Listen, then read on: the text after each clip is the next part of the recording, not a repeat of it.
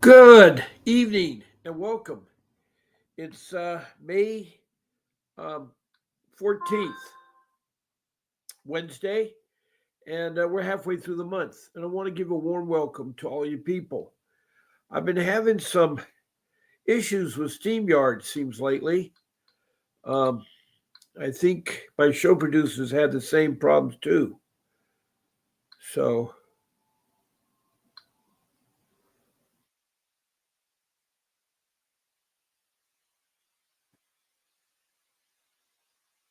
um,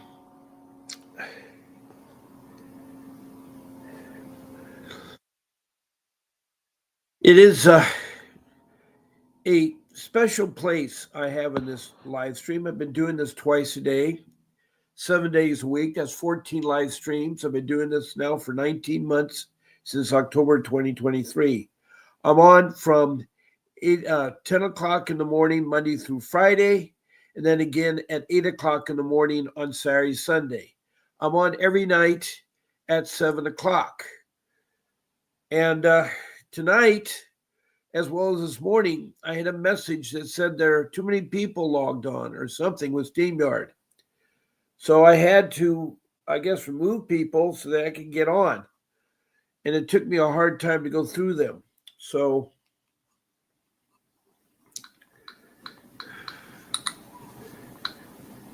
it is kind of a hard thing. But anyway, I'm glad you're here.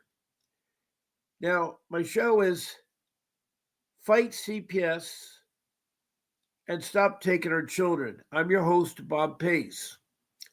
And I'm not an attorney, but a loving father and a husband with 42 years of marriage and raised 6 children. Unfortunately, like you, I had a bad case of CPS. The Child Protection Agency attacked me. And I've been fighting for 15 years. First 5 years was all false allegations, but you have to deal with them constantly coming out to ask you and talk to you because they receive a report. See, there's two ways that people report child abuse and child neglect. Either the mandated reporters, who are the professionals like the doctors and nurses and other medical professions, and also to teachers, the counselors, the principals. They too, and then the firemen and the policemen, anybody that is professional that works with children has to, by law, report neglect or abuse if they see it. And 75% of the time, they're right. Only about 25% of the time, they're wrong. But the other kind of person who isn't mandated by law is called a layperson. And there's no accuracies with their reporting. It's a 50-50 hit or miss because many of them use the CPS as a tool, they think, for upsetting your life or ruin your life or anything else. And that's wrong. That's wrong. It should never be used as a toy, and it should never be done purposely. If you're mad at your neighbor, don't call CPS and report that his children are running wild because he doesn't have children, most likely. If the dog next door is barking, don't call CPS. In fact, anytime you need to call somebody, call 911. Call 911. They will take the message and record it. If you call the police or CPS, they may or may not record it. They may or may not keep the message. There are corrupt policemen as well as corrupt CPS. I hate to tell you that the government really is in bad shape. That's why President Trump, one of his first order of business back in the beginning of January when he took office, was to create Doge.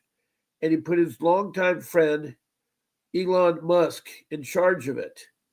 And what he's doing is he is investigating all the government entities and find government waste. And he's getting rid of people that sit at home and collect a paycheck and do no work for the government. Or he gets rid of people that they're no longer alive and they stop to continue sending out the funds. And, he's investigating the IRS, social services, and within social services is a child protection system. And they need to, because CPS, there's a lot of them are corrupt. There's a lot of them are corrupt. So with all this saying, it's very important,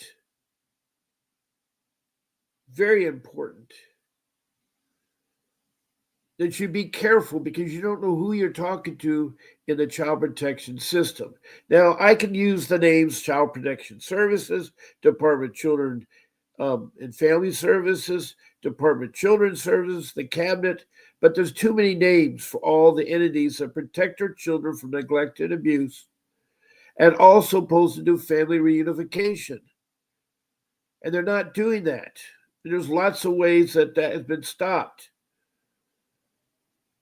Now, the history of CPS is broken into three parts. Part one is from 1600 to 1875, 1875 to 1962, and 62 to the present. The modern day CPS was mandated by Congress when they notified social service to get a group of social workers to create a body to watch their children from neglect and abuse. It's also supposed to do what's called family reunification. They're not supposed to take children if they're not in danger. They're not to, but they do. And it's solely for the money part. CPS rogue ones are corrupt. It's all about money. It's $1 trillion business. They get $20,000 per child from the state. Now, the state gets billions of dollars from the government, and then the state sends the county millions of dollars. And it's all unaccounted for. It's their free funnel of money. There's no board of supervisors or directors watching CPS. They're not accountable to anybody. There's a civil rights coordinator at every state's capital, but he or she does nothing. There's ombudspersons. They do too. Now, I do have the phone number of DOGE, which is the Department of Government Efficiency, DOGE. And I have two numbers that go right to Washington, D.C. They're good numbers. And a lot of you have been calling to complain about the child protection system because it is corrupt. There's a mother today that I was talking to, very sweet lady from Georgia. And they had to do an investigation, but they had nothing on her. And they're trying to take her children. She's hanging on to her children. But they're so insistent that there's something wrong. Actually, they're calling her biological father of the children is the one I think is at fault. But they are corrupt, and they will take your children and put them into foster care. They traffic. They're the only entity that can do trafficking legally and get away with it. They do alienation from the children and the parents. They try to alienate you. That's illegal. Sometimes spouses try and alienate one parent from the other with their children. Do not use CPS as a tool to underscore your things. If you're a family member, that's the worst thing you can do. It's like a death warrant. Because some of the CPS is so corrupt, they will come after you and your child and take you in. And it's terrible when they take you in. It is really, really, really, really terrible. And I'm here to help you. This is the interactive room, and I'd like you all to talk about your case in here. Welcome, Keith Burks. He's a new person. I don't think I remember the name. Yes. To meet him, we need to be serious about that at all cost. I'm missing something here. Let me try to blow that up here. I'm not seeing that very well. Keith D. Burke Kane. Yes, to meet him and be serious about that at all cost. What do you talk about? Meet him? I don't understand. It's like an incomplete sentence. If all of you are going to text in, I would really like you, when you text in a message, either a comment or a question, it should pertain to CPS. Please state your first name, your city or county, your state, and if you're outside the United States, your country. Now, I have over 23 countries that have called it, including the U.S. 22 of them are from around the world. I have Indonesia, Bangladesh, India, then up in the Middle East, I have Libya and Saudi Arabia. Then over to Africa, I have Liberia, Sudan, the Republic of Congo, um, let's see, Mozambique and Rwanda, and then several provinces in South Africa. Then up to Europe, I have England, Scotland, Wales, and Denmark and Sweden. Then across the pond to North America, I have Canada and the US, and that's all 50 states, including the District of Columbia. And I have south of the border, Mexico, and then in South America, north of Brazil, I have Grenada. Then across the South Pacific, I have New Zealand. And then the land down under is Australia, and I have Queensland and Victoria. So that is a lot of different countries, a lot of different people. It's approximately over 1,500 people I've talked to, either texting in, writing a message, or calling. I have had people call me from Africa and from England, outside the United States. A lot of people have called me from Canada, 4 provinces up there. The guy from Mexico called from Mexico. Mexico and Canada have real easy area codes. It's just like calling another state. So anyway, I'd like you to submit your first name, your city or county, your state, and your country. Also, please tell me about your CPS case from beginning to where you're at the moment. That's really important. Now, another way you can interact in this room is to be a guest, and I can take up 9 of you onto my live stream. All you do is email my show producer. Her name is Grace, and she can be emailed at grace@vincentwdavis.com. That's grace@vincentwdavis.com. You just put in the day you want to be on my live stream. You can say, I want to be Bob's Saturday morning live stream. I want to be Bob's Friday night live stream. I want to be Bob's Wednesday night live stream. I want to be Bob's Tuesday morning live stream, or Bob's Monday morning live stream. You just tell her the particular date. There's only 7 of them, either morning or evening. Those are the 2 times. And those times that I gave you were in Pacific Standard Time, because I'm on the west coast of California, broadcasting this live from Surf City, USA, 3 blocks from the beach. And I have really learned a lot from a lot of you listening and talking about your case. I've learned a lot from my attorney, who is Vincent W. Davis. He's the one that provided this forum here. Now, if you're going to be a guest, make sure that you follow the rules. She's going to tell you what you can do and not do, like no eating or smoking on the show, no use of names. So anyway, you send it off. She'll send you a link. That link will get you on StreamYard. That's the application I use. And you found me on Facebook, Fighting CPS. I'm glad you did. So when you get that link, you get bounced off. Use the link again. And you'll be able to talk to me, 9 of you.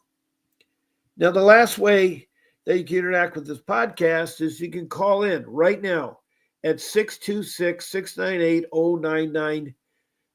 That's my phone number. I'm live, and I'll talk to you on the show about your case. Now, also, you can reach me between the hours of 8 and 10 and from 11 to 1, because I'm making calls for Vincent of people interested in hiring Mr. Davis. So I talk in the morning, before my live stream, after my live stream, into the early afternoon. But if you call in, that means you want to hire Mr. Davis, and I'll explain to you how you can do that. Now, there's a number, 888, oh boy, 6582. And that number is the office. And you get a lot of things on that number. You're going to reach reception. Make sure you tell them that Bob Pace sent you. You can ask for Mr. Davis. Make sure when you talk to Mr. Davis, you say Bob Pace sent you. And you can retain him. Now, for LA County in California, his retainer is a minimum of $5,000 for to get started on your case. Then he bills that retainer at $500 an hour. And since it's local, there's no per diem. But the other day I gave a quote to a couple in Georgia. It was $125,000. So it varies from place to place depending on your case, depending how long the case has been going on. Also, he needs per diem if he goes away from Arcadia, which is in LA County. If he's going to go away, he needs to be provided air transportation to get to your place, then ground transportation from the airport to the accommodations, and then get accommodations, and then ground transportation to the court. And he needs food. So those are the four things of the per diem that he includes his retainer. So it may sound kind of high, but if you know if somebody's going to fight your case and be out there for a week, it can be expensive because they have to pay for a hotel every day. They got to eat 3 times a day, and they need they need a car to drive, and they need gasoline for the car. And of course, they need an airline ticket to get there and return. So I'm telling you, if you want the best attorney, he has 39 years. He is well schooled in juvenile law, family law, and dependency law. That's the area you need. Those 3 areas: juvenile law, family law, and dependency law. He's gotten back thousands of children from CPS. He's a pit bull of an attorney. He's a trial attorney. He also does civil lawsuits. When your case is over, he can go after them civil and sue CPS for violation of your Constitution or civil rights. Anytime that you have those violations, he will be able to sue. And he's won millions of dollars by doing the lawsuit both in federal or in state court.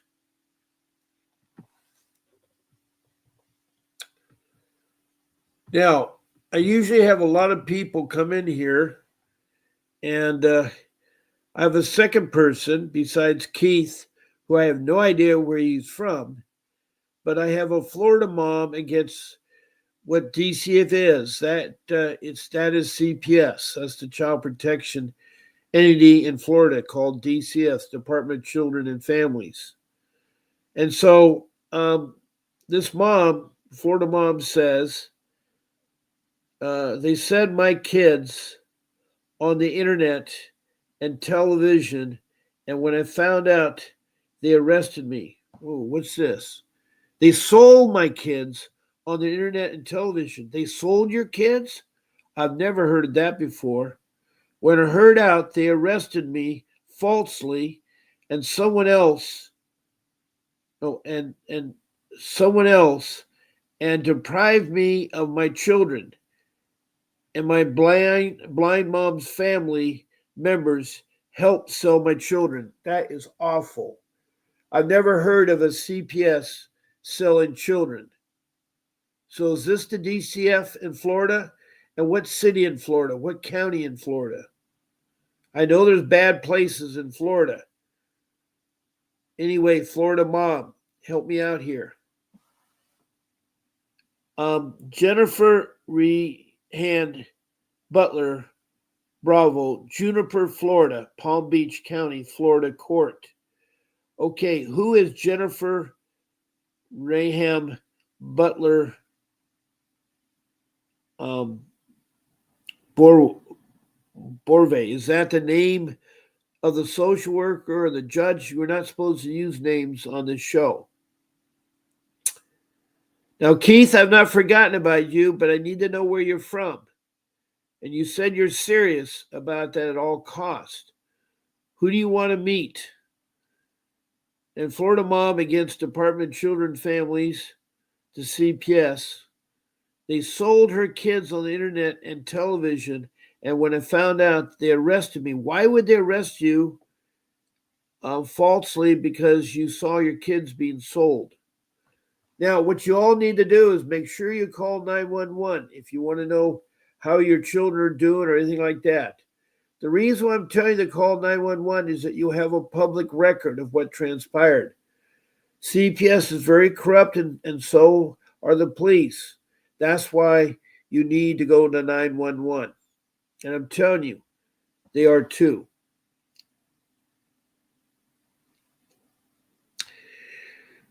Now, the Florida mom has talked about somebody that I don't know. I don't know if it's the judge or what.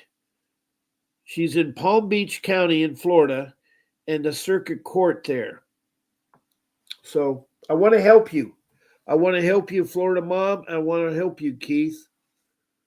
All I need to know is where you're from, Keith, and what your case is about.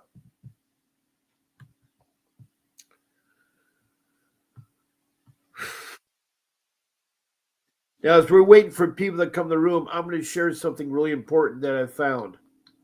Hopefully, I still have it here.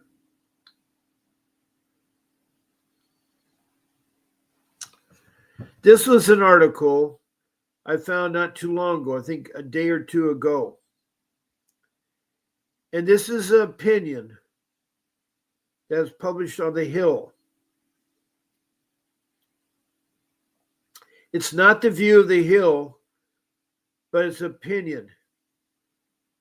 Now, this is made by Melissa Merrick and Jody Levinson Johnson.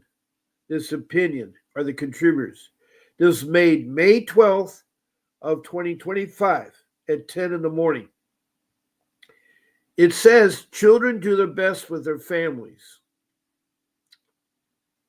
Recently, a chorus of voices in child welfare have tried to frame the growing national effort to reduce unnecessary family separation as a threat to child safety. But what they're selling isn't the truth. It's fear that they're selling. And that fear fuels a system that too often harms the very children it claims to protect. CPS is trying to instill fear in you. You got to be careful of them. They're not your friend.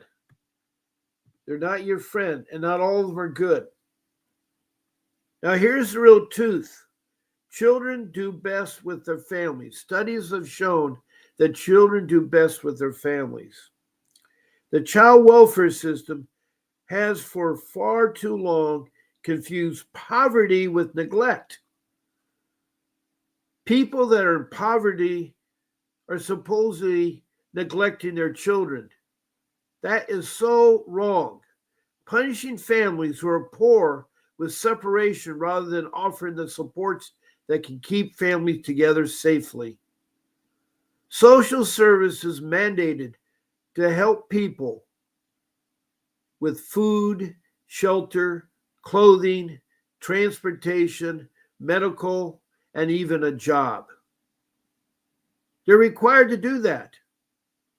So if you're struggling without food or you're struggling with one of those things, they're supposed to help you with that. I have no idea why they're not doing that.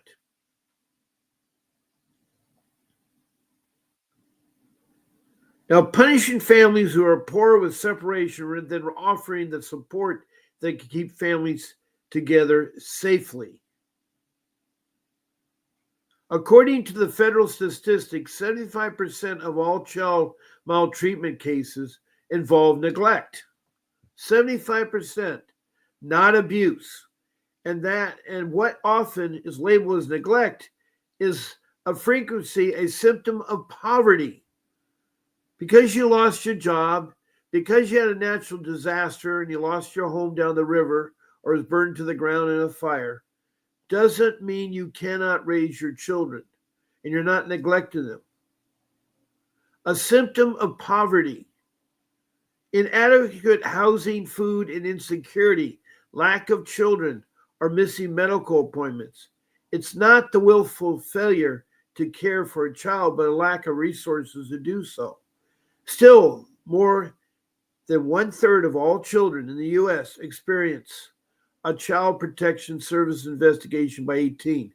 So if you have 100 children, 30 of them are going to be investigated before they're 18 or by 18. That number rises more to 50% for Black children. And that's a shame. And I think it's probably 75% of Indian children. It's so bad that minorities. Now, the Native American Indians were the first immigrants to the United States. They were here first. They came over the land bridge. The Indians settled in Canada. They are called the First Nation. They're the indigenous people there. And down in the United States, they're called Native American Indians. The word Indian came from Christopher Columbus because he's in the Caribbean. And he thought he was in India, and he called the indigenous people Indians for India. That's how the name Indian got arrived from. But there's numerous tribes. Right now, there's 548 federal recognized tribes in the United States. 548. So if you're a member of a tribe or a registered member of a tribe and your children are not registered, CPS is supposed to help you get them registered. What the ICWA law of 1978 said, the Indian Child Welfare Act, is that CPS needs to make sure that the children that they take in, they found out if they're not Indian children or not. Because for a long time, from 1875 to that law passed in 1978, they've been rounding up Indian children. They put them on Indian schools. They cut their hair. They took away all the traditions in their clothing, and they never saw their parents. It was bad. It was sickening for over 100 years. But now they're supposed to see if they can be registered as a Native American Indian. Most tribes require they have 20% blood. What all this means is that if they are registered Native American Indians, then CPS must turn them over to the tribe. And the tribe takes care of the issue. They'll place them with the Indian family to help them get back on their feet and help reunify. That's the purpose. They're not supposed to put them up and put them into foster care and adoption. They've been doing that too long, for over 100 years. They've beaten Indian children. They have abused Indian children, and it's sad. The same goes for other minorities. You know, all you have to do is look at the blacks. You know, I think the Indians are the most abused of all the different groups. Then comes the blacks. Now, I have no idea if this is true, but right now, immigration has really been an eyesore because we allowed every Tom, Dick, and Harry to come in here. We did that for 4 years after the wall was stopped. The wall is now being rebuilt again. But there's thousands and thousands of children that are part of these immigrants, and through no fault of their own, they're stuck here in the United States, so they're born here in the United States. And they need to be addressed. Right now, we're shiploading white farmers from Africa because supposedly they're being murdered and their lands are being taken from them. The government of South Africa has changed hands. It's no longer a white country. I don't mean that, but white rule country. Ever since Mandela was the first black president of Africa. But immigration is serious, and there's a lot of children that need to be protected and be rounded up by CPS. And it's sad. They're like cattle out there. Those children shouldn't be that way. I mean, I'm really surprised that this Florida mom has her kids sold on the internet and television by CPS. And I wish you could tell me more about it. She says that she has a court on the 15th. I don't know if it's the 15th of May. I have no idea what the court case is about, but I'd like to help you. Keith, I'd like to know where you're from and how I can help you. All of you that come into my room, I want to help you. And I want to thank for the thumbs up. That's from Noswell Hansen. Thank you for the thumbs up. You can use emojis in here and hearts and smiles and thumbs up and stars are nice to get. Please check below to follow me and write reviews. Also, if you want to be notified, click the notification button.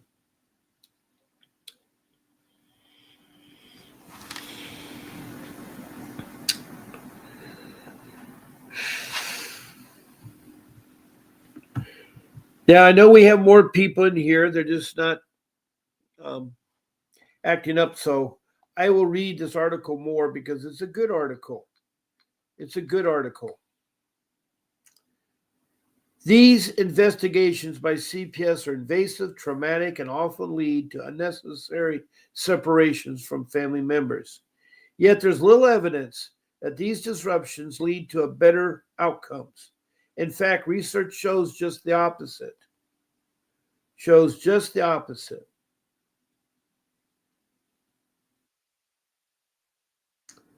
A study published in JAMA, which is the Journal of a Medical Association, it's the pediatricians, which are the young people, found that children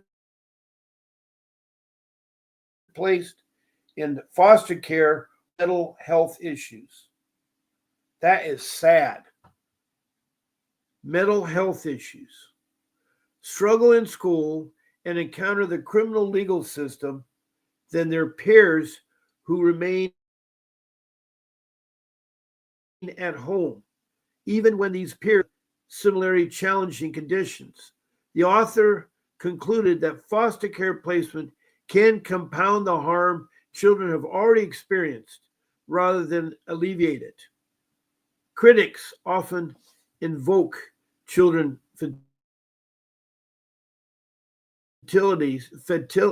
fatalities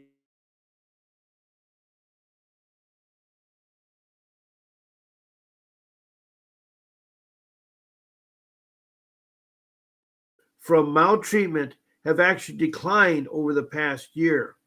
While remaining fairly stable over the past 5 years, experts point to key preventive factors behind this trend. Expanded use of early intervention, better risk assessment tools, and increased access to basic supports like housing, food, and childcare. A study on state spending on public benefit programs found that for every additional 1,000 per person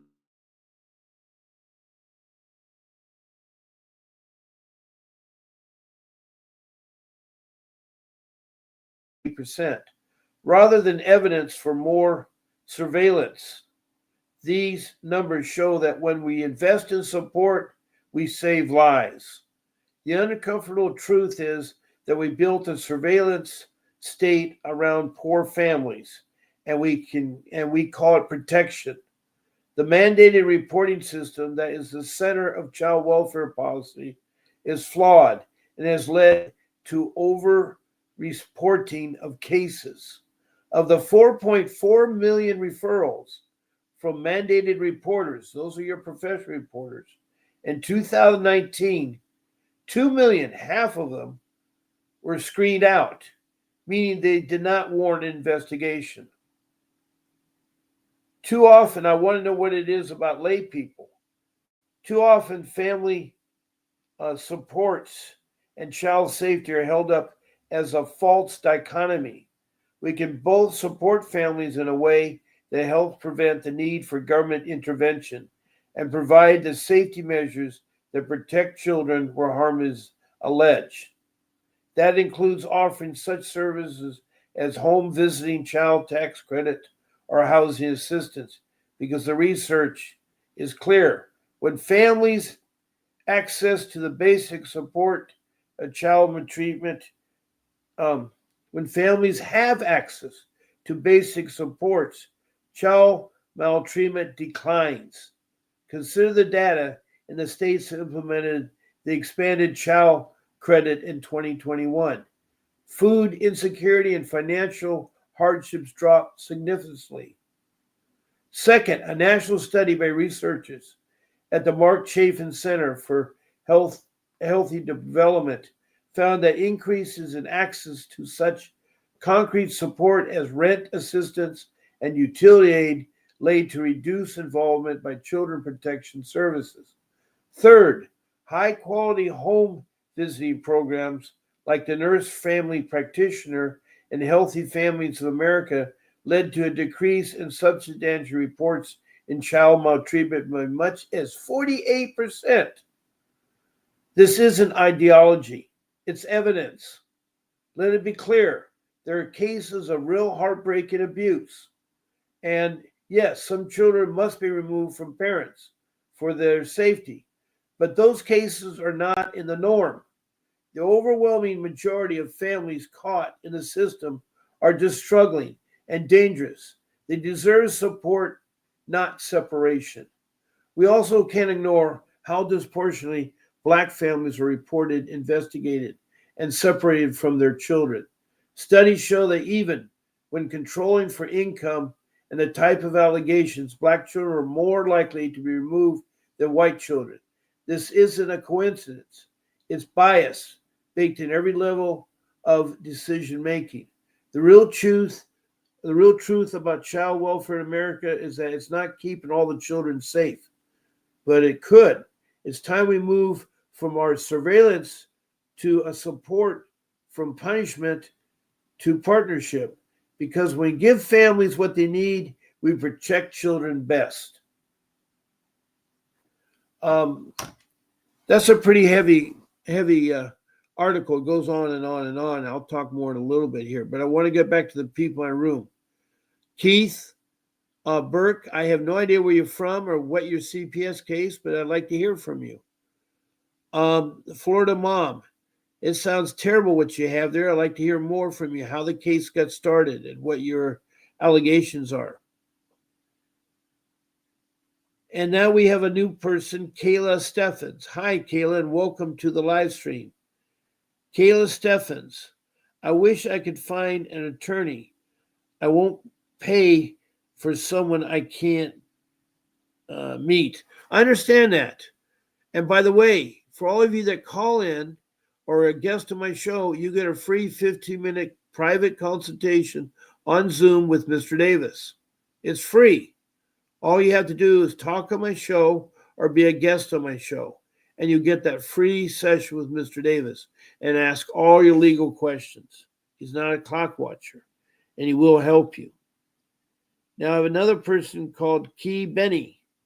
How do type investigators proceed help fighting CPS? How do type investigators proceed help when fighting CPS? I need a little bit more clarification, Ken, and I need to put that up again. A lot of you still don't understand when you text in a message. Let me see.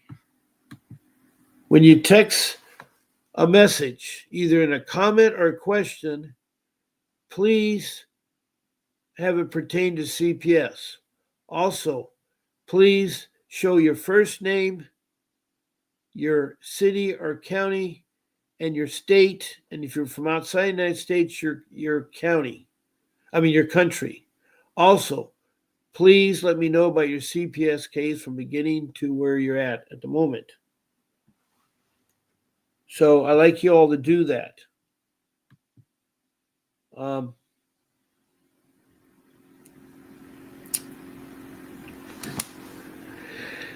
Now we have Florida mom who is from Florida. That's easy to know here. We do not know where Key Berry's from. We do not know where the other person, which is Keith Burke. And we have the new person here, Key Benny.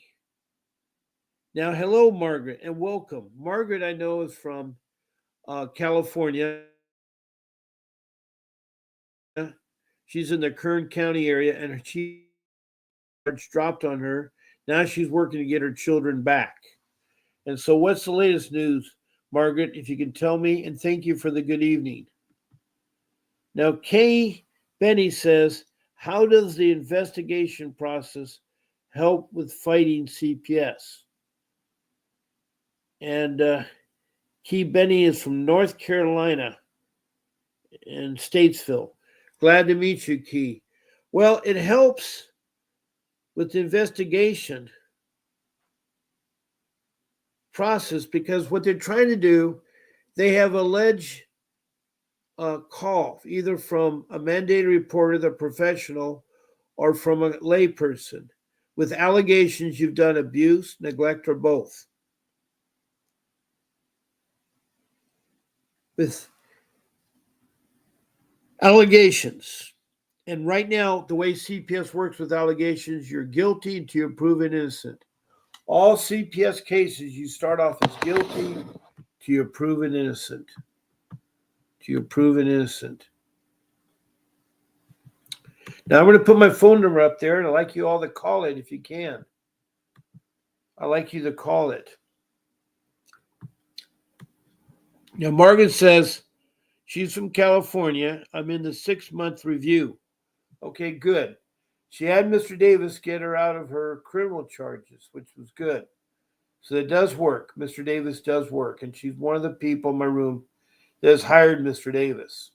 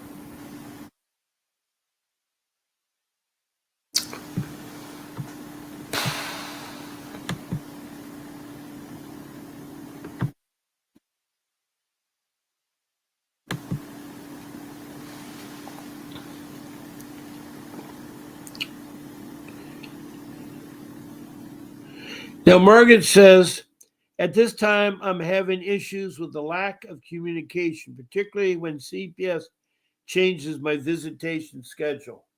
Well, you need to document. Remember that very important document I called? It's the time log incident. You record all the incidents that are happening with you day by day, hour by hour, minute by minute. And you use 3 lines on a notebook paper. You skip a couple lines for the next incident, skip a couple lines. So that way you can have all your incidents. And you start off with the first line that is either the location or the phone number of the incident. If it was a phone call, it'd be that way. Good evening. You've reached Bob Pace with the CPS live stream. How can I help you? Hi. I had commented on your bar, and you said to call. So I don't. Is it a good time now to talk? Sure, it is. And who do I have the pleasure of talking to? Sierra in North Carolina. Okay, you're Sierra in North Carolina. Well, welcome. I'm sorry. Go ahead. Okay.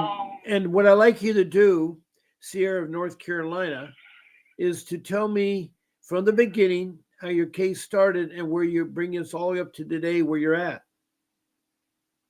Okay. Well, the case I started, I'll give you the dates. It was 9/25.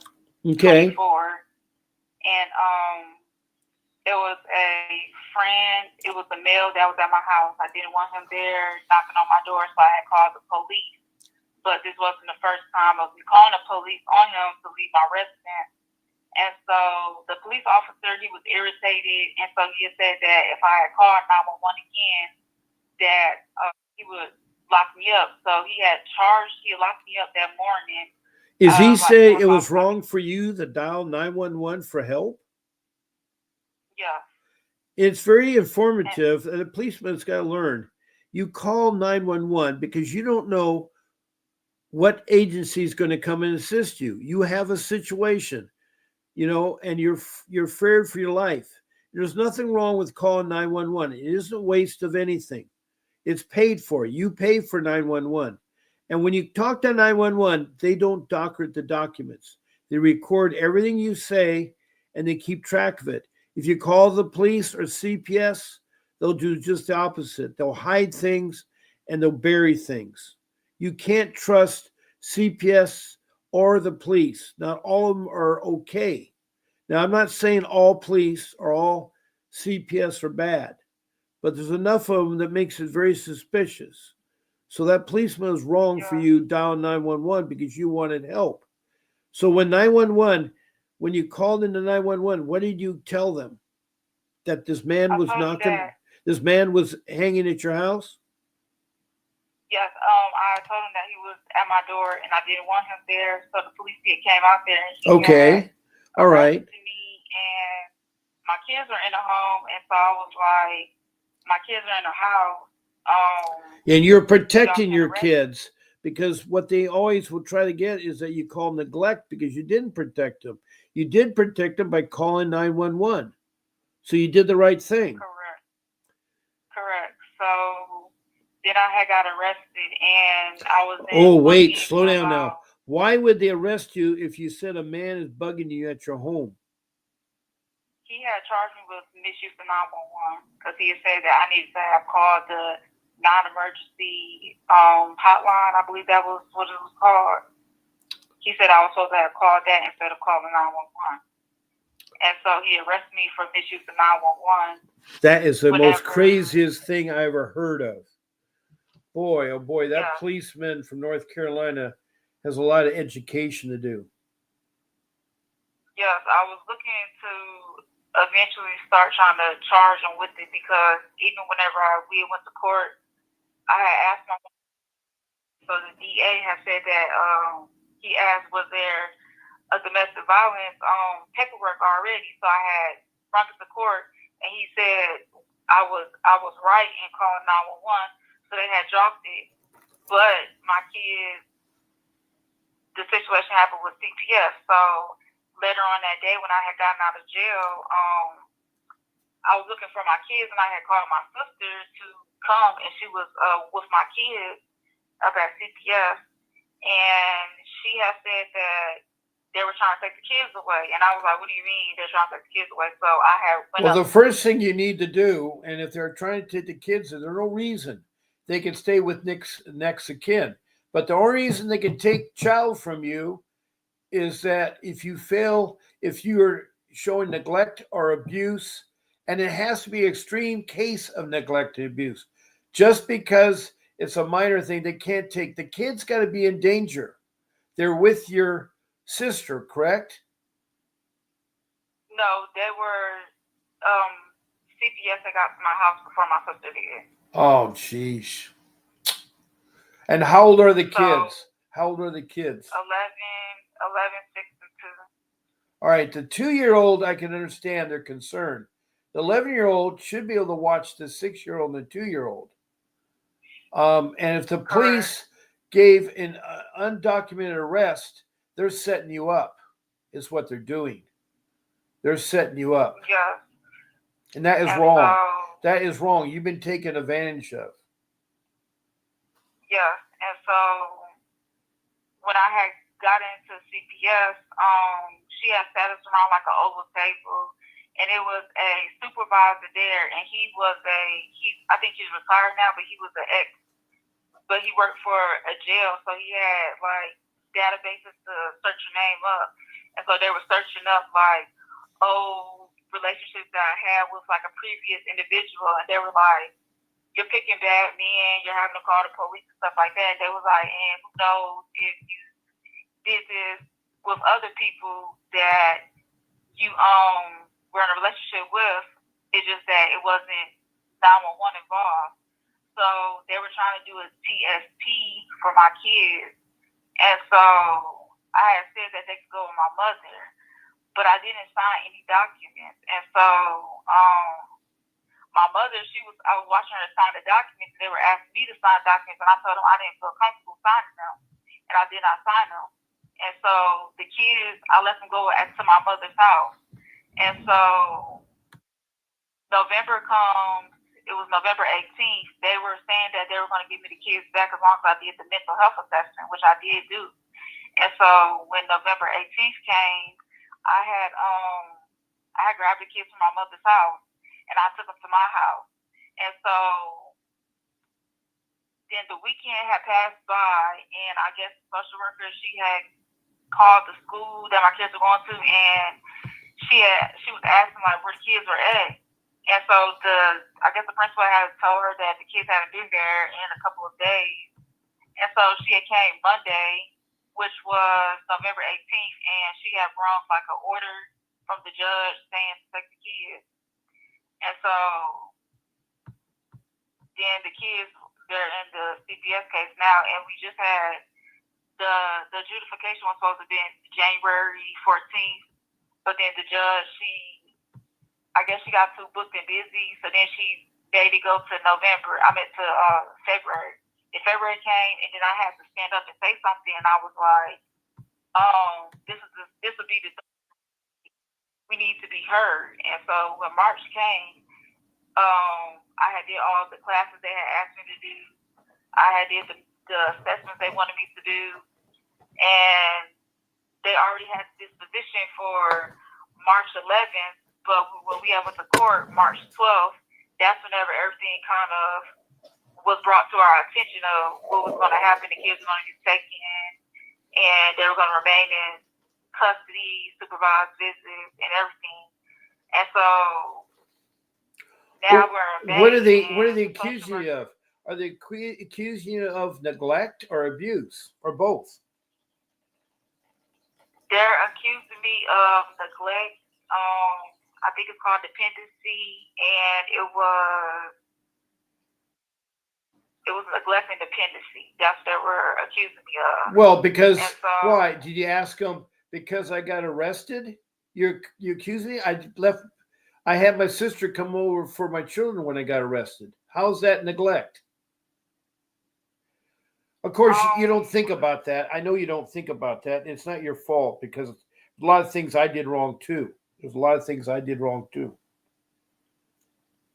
Yeah, I was kind of, because I've never been inside this courtroom before, so I didn't know exactly how to handle it or what to say. And so, did you have a court-appointed attorney? Did you hire an attorney? I did, but she wasn't really. It was a court-appointed, but she wasn't really trying and put in the motions that I needed her to put in. So I had. No, she's not. See, the problem is the court-appointed attorney are hired by CPS. They work for CPS. They're lazy. They don't have experience in juvenile law, family law, or dependency law. They're only criminal attorneys starting out in life. And they don't want to do anything because they have a caseload of 30 or more clients. CPS loads them up with lots of people. So they do not perform. And your problem is you probably got a bad one that's lazy that would not fight for you. Yes, she was very lazy. And so I told him I want to represent myself. And so my kid's father, he is in prison. So, oh, I'm sorry to hear that. Was he in prison for doing something criminal, or what is he in prison for? Criminal. He doesn't get out to another seven more years. I think he has left. Wow, you're having a hard time because you're a single parent raising those kids. It is hard. It is hard. And now, is he the father of all three of those kids? Yes. Okay. Are you guys married, or you just were a girlfriend boyfriend? No, it was more so like a girlfriend boyfriend. Okay. But we have plans to get married. It's just that court, be going to court and stuff. You can't. Can you visit him in prison? Can you see him in prison? No, not at the moment. Wow. So they're cut off. So he's incarcerated. And what criminal activity was he incarcerated for? It basically was a robbery, but he got charged with attempted murder. Okay. All right. Oh boy. So you got a rough road ahead of you for the next 7 years. I know that's hard. Yes. That's going to be really, really, really hard. Yeah, because we've seen like other cases that people have gotten less time for that. It's just that he has He has a lengthy record, so they gave him a lot of time because of that. Okay. All right. And then the process now that we're in is after the adjudication. Mm-hmm. I had. Where are the kids staying right now? They're my mother. Okay, good. They're due next of kin. I'm glad that they allow kinship because a lot of the CPS are so bad they want to put them in foster care where the kids will get abuse and adopted. Yeah, that's what they were trying to do, but I had told them no. We have family that they could go to. So you asked for family reunification, right? Yes. Now, have they created a safety plan for you and the kids? No. They had just only told me to do classes. And then mental health assessments and stuff like that. And so I've completed, well, of course, before the adjudication, I had did everything, but I guess the prosecuting attorney was mad that I had did everything before the court date. So he had said that I needed to redo everything, and the judge kind of went with it, and I needed to do it in person. So I did everything in person, but when we had did the review for the case last month, when my kid's father, he had asked when would the kids be back, they said that they didn't know and that they were going to they have to do a review, and I have to have did my classes, which I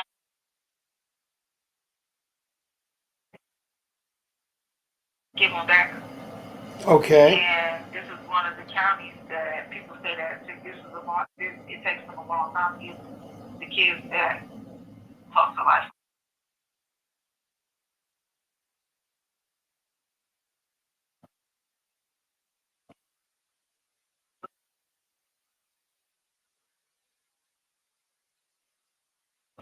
Fight CPS back about them because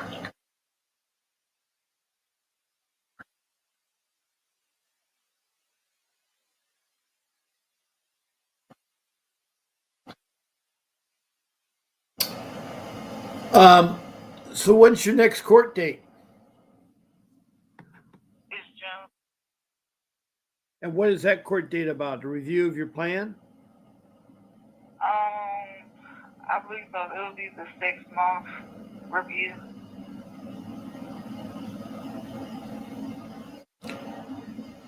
And I guess to see. Now you're in North Carolina. Are you also Key Benny? I see a Key Benny in here who's from. Yeah. You're from Key Benny. That's who I'm talking to. Yeah. Oh, okay. And you want to know Mr. Davis's information? Well, guess what? By you talking on my live stream, you'll get 50 minutes of a private consultation with Mr. Davis himself. He is a legal. He's a legal attorney, meaning he's licensed and legal in juvenile law, family law, and dependency law. And he's been fighting CPS for 39 years. He's a trial attorney, and he also does civil lawsuits against them after a case is closed. He's won millions of dollars both in state court and federal court. And because you talk on my show, you qualify for a free 15-minute consultation. You just make a list of the questions you want him to answer, prioritize them, and ask away when he calls you. It'll be about a week. We'll set up that thing. Would you like that? Yeah.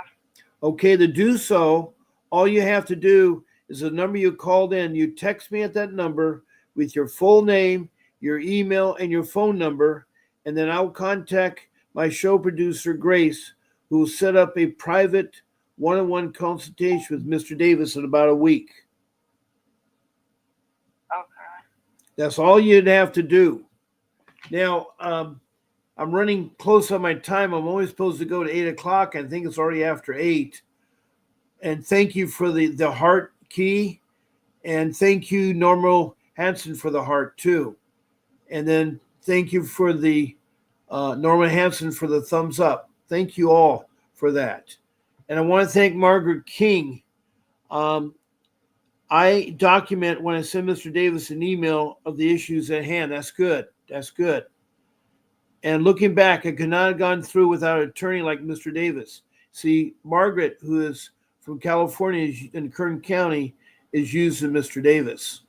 Now, you being in Statesville, North Carolina, he could come out there, but you need to talk to him first.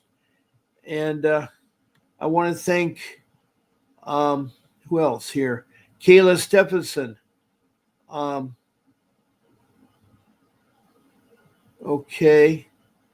And then the Florida mom. I don't know where Kayla Stephenson's from, but the Florida mom is from Florida, and she has a case. And there's Keek Burke, who I don't know from. But thank you all for texting your messages. Now, I'm on twice a day. I'm not going to disappear on you, Keith. So don't forget to send that information to you because I want to help you. It's going to take time. And I do want to help you, okay? And I'm glad that you called in. And you have a long road because you're a single parent now because your the biological father can't do anything in prison. And that is a sad state, and I'm sorry to hear that. But you want to take care of your children. I'm glad that your mother's watching them because that's good. That's good. Is there anything else that I haven't answered or anything else you have a question for? No. All right. Don't feel discouraged. This is your first time you come on my live stream. I want you to come again. Someone like Margaret's been coming on for the last 7 months or 8 months or 9 months. A lot of people come in here twice a day. It builds up encouragement and confidence, and you learn so much. I try to teach you. I have 5 rules, and I try to go over them and so forth. So, again, I want to thank everybody, including you, Key, for calling in and sharing your story. And now we're going to bring it to a close. I want to thank you all. Keep fighting for your children. Don't give up. And I'll see you tomorrow morning at 10 o'clock Pacific Standard Time. That's when I'll be on again. Good night and God.